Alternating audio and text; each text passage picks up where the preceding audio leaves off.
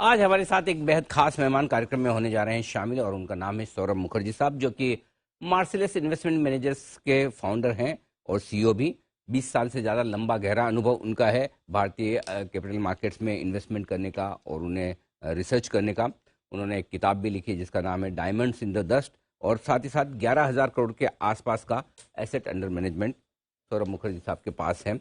और उन्होंने London school of economics से आपने बीएससी और एमएससी दोनों डिग्री भी हासिल की है।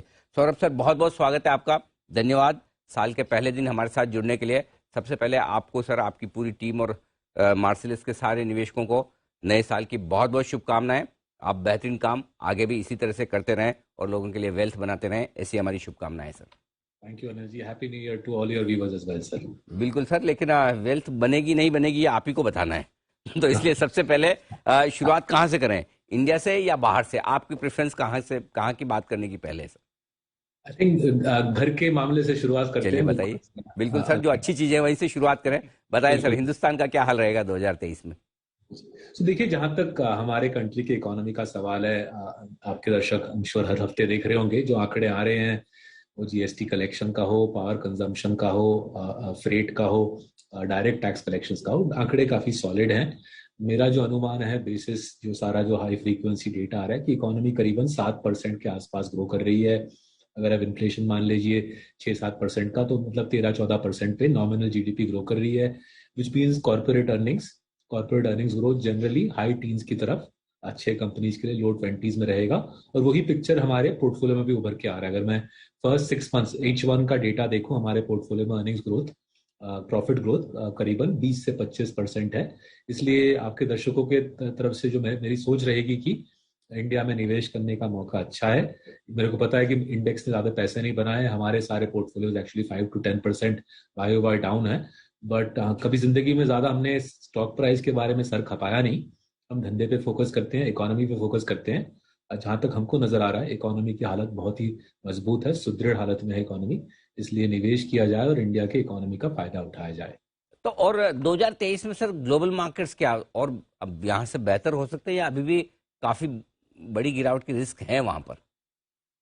देखिए, शॉर्ट टर्म में क्या होगा मेरे को कुछ समझ तो है नहीं कि व्लादिमीर पुतिन क्या करने वाले हैं या यूएस के पॉलिटिक्स में कौन सी दांव पेच चलाए जाएंगे। बट अगर मैं स्ट्रक्चरली पिक्चर को देखूं, मेरे ख्याल से चाइना की इकोनॉमी की हालत काफी काफी नाजुक है। उन्होंने इकोनॉमी के साथ काफी कुछ किया है जो उनको लॉन्ग टर्म डैमेज पहुंचाएगा। सबसे ज्यादा डैमेज पहुंचेगा मेरे ख्याल से चाइना को, जो यूएस के प्रति उन्होंने जो रवैया अपनाया है, विच इज एक हॉस्टिलिटी का रवैया, एक अग्रेशन का रवैया। उससे चाइना के इकोनॉमी को लॉन्ग टर्म डैमेज पहुंचेगा। उनकी बैंकिंग सिस्टम भी काफी कमजोर है और मेरे ख्याल से चाइना की इकोनॉमी का लॉन्ग टर्म आउटलुक कमजोर है। सिमिलरली यूरोप का जो एनर्जी प्राइसेस का जो प्रॉब्लम है, जो रशिया के साथ जो यूरोप का क्राइसिस है, वो भी मेरे ख्याल से इजीली सुलझेगा नहीं। दुनिया के बड़े इकोनॉमीज में देयरफॉर एक ही बड़ी इकोनॉमी है इंडिया के अलावा जिसकी आउटलुक मेरे ख्याल से पॉजिटिव है, वो है यूएस की इकोनॉमी। नियर टर्म में यूएस के कुछ प्रॉब्लम्स रहेंगे, बट अगर मैं 10 साल का पिक्चर लूं, यूएस की जो एनर्जी सिचुएशन है, उसकी जो टेक्नोलॉजी प्रावेस है, यूएस की आउटलुक अच्छी रहेगी, इंडिया की आउटलुक अच्छी रहेगी। एंड जितना हम आगे बढ़ेंगे, ये दोनों देश मेरे ख्याल से और ज्यादा एक साथ काम करेंगे। कुछ हद तक चाइना के अग्रेसिव रवैये से मजबूर होकर इंडिया और अमेरिका को हाथ जोड़ के काम करना पड़ेगा। इंडियन इकोनॉमी की तरफ से ये आउटलुक अच्छा रहेगा। Global economy, I don't think global economy में कुछ ज्यादा कुछ मजा आने वाला है अगले 12 महीने में। तो ग्लोबल इकोनॉमी अभी भी मुश्किल में है, दिक्कतें रह सकती है और वहां से चुनौतियां होंगी। सर, ऐसे में बताएं कि किस तरह की स्ट्रेटेजी आपने रखी है अपने पोर्टफोलियो में, किस तरह के बदलाव आप कर रहे हैं? देखिए, जो हमने बहुत सालों से अपने किताबों में और अपने मीडिया अपीयरेंसेस में लोगों को नहीं समझाने की चेष्टा की है कि मैक्रो को दिमाग पे रखते हुए ज्यादा निवेश करना मुश्किल है। नॉट जस्ट आपके दर्शकों के लिए, हम जैसे लोगों के लिए मुश्किल है। काफी लोग बोलते हैं कि जीडीपी ग्रोथ ज्यादा रहेगी तो आप सिक्लिकल्स लें, पावर एंड इंफ्रास्ट्रक्चर लें, पब्लिक सेक्टर बैंक्स ले, और फिर जब कमजोर हो जाएगी कुछ और ज्यादा, जीडीपी ग्रोथ कमजोर हो जाएगी, कुछ दूसरा इन्वेस्टमेंट रवैया अपनाए। ये मेरे को कुछ कभी खास समझ नहीं आई है। इसलिए हमारा जो रवैया रहा है निवेश के क्षेत्र में, वो काफी सिंपल रहा है कि अच्छे कंपनी को चुना जाए जहां पे प्रमोटर जी सफाई से काम कर रहे हैं। दूसरी चीज, कंपनी की ट्रैक रिकॉर्ड देखी जाए, return on capital, cost of capital के ऊपर आती है या नहीं, रिटर्न ऑन कैपिटल कम से कम 15% आती है नहीं। और तीसरी चीज, एक दमदार फ्रेंचाइज हो जहां पे प्राइसिंग पावर हो, कंपनी के पास प्राइसिंग पावर हो कि पब्लिक से 20, 30, 40% एक्स्ट्रा चार्ज कर सके अपने प्रोडक्ट्स के लिए। ऐसे कंपनीज में निवेश करके हम शांति से बैठे रहते हैं, साल में शायद एक स्टॉक बेचते हैं, साल में एक स्टॉक खरीदते हैं और बाय एंड लार्ज अपने पोर्टफोलियो को स्टेबल तरीके से आगे बढ़ाते रहते हैं। ये रवैया हमारे ख्याल से इंडिया में अच्छे रिजल्ट प्रोड्यूस किया हमारे क्लाइंट्स के लिए काफी सालों से, और यही हमारा निवेश की तरफ अभी तक भी अप्रोच रहा है। ठीक बात है। तो ये ज़्यादा बेहतर है कि अच्छे प्रोमोटर वाली कंपनी पर भरोसा करें। अब अगले साल के लिए सौरभ सर का अगर कोई थीम्स ढूंढनी हो निवेश करने के लिए आज से, तो कौन सी बेहतरीन थीम्स हो सकती है जहां पर पैसा लगाया जाए? देखिए, अगर मैं हमारे पोर्टफोलियोज पे गौर करूं, कंसिस्टेंट कंपाउंडर्स जो लार्ज कैप प्रोडक्ट है या लिटिल चैम्प्स जो हमारा स्मॉल कैप प्रोडक्ट है, दोनों में हमको शानदार पैसा बनाने का मौका मिला है काफी सालों से, मेरे ख्याल से काफी साल तक मिलता रहेगा। ये जो पूरा एपीआई मैन्युफैक्चरिंग, फिर एपीआई के नीचे जो रॉ मटेरियल्स एपीआई के अंदर आते हैं, और फिर उनके नीचे जो जो जो ग्लास लाइन रिएक्टर्स जहाँ पे पूरा दवाई बनाया जाता है, ये पूरा जो चेन है, glass line reactors, intermediates and then API, ये पूरा इंडस्ट्री मेरे ख्याल से अच्छी हालत में है। अगले 2-3 साल में ये इंडस्ट्री बूम करेगा। काफी हद तक चाइना में प्रोडक्शन, दुनिया का 90% एपीआई प्रोडक्शन चाइना में होता है, इंडिया में केवल 10% होता है। जहां तक हमको खबर आ रही है कि यूएस के बड़े कंपनीज को साफ साफ ऑर्डर दिया गया है कि इंडिया से ज्यादा खरीदिए। जैसे जैसे इंडिया से एपीआई ज्यादा बिकेगी, ये सेक्टर बूम करेगा। हमारे पोर्टफोलियोज में डिवीज लैब हमारे लार्ज कैप पोर्टफोलियो में है, उसमें पोजीशन बढ़ाए जा रहे हैं लास्ट 3-4 महीने में। जैसे जैसे स्टॉक नीचे आ रही है, हम और खरीदे जा रहे हैं। हमारे small and mid cap portfolio little champs और राइजिंग जायंट्स में अल्काइल अमीन्स है, सेम जहाँ पे स्टॉक नीचे आ रही है हम ज्यादा खरीद रहे हैं।